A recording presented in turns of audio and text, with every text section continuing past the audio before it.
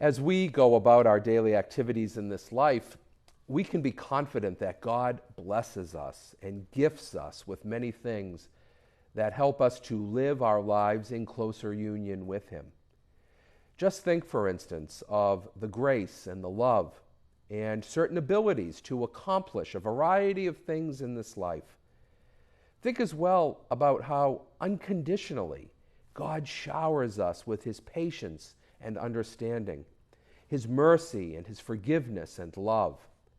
God, the giver of all good things, calls upon us not to keep these things to ourselves, but to share them with equal generosity with those around us. That, after all, in many ways, is the Christian ethic well lived.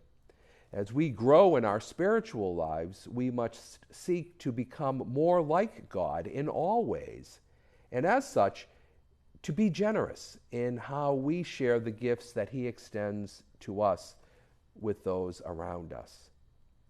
And so today, when we hear this gospel account, at first blush, it's a bit unnerving to hear the words of the king in Jesus' parable say, "You wicked servant, should you have had pity on your fellow servant as I had pity on you?" But Jesus, as always, is trying to awaken us all to what is required as we live the Christian life. The reception of mercy and forgiveness is not just a one-sided action, but it requires that as we receive, we too must give. And sometimes, if we're honest with ourselves, we're not always willing to extend mercy and forgiveness in our dealings with one another. When we truly think about how Jesus offers us so many opportunities to experience true forgiveness and to begin again and to not let those things that have weighed us down in this life hold us back from becoming that person that God intends for us to be, we should be humbled by that.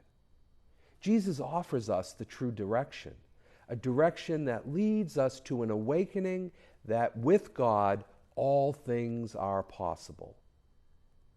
But let us also think about the times when we were just not able to follow Jesus' example when faced with the call to forgive.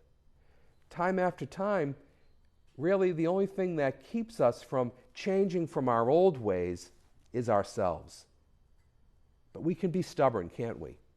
We can be unforgiving of not only those around us, but at times also unforgiving of ourselves. We stubbornly or even grudgingly cling to things that won't let go for many, many reasons. But my friends, nothing can keep us from fully living the love of God except ourselves. And this parable challenges us to see that God's merciful love is there for the taking, and that the way to that new beginning is by a recognition that we need to change in our lives.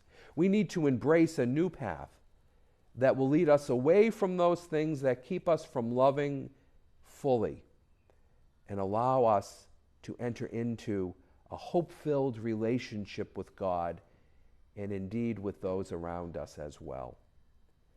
Jesus came to save all people. The cross stood as a sign to all people of new life in the face of death.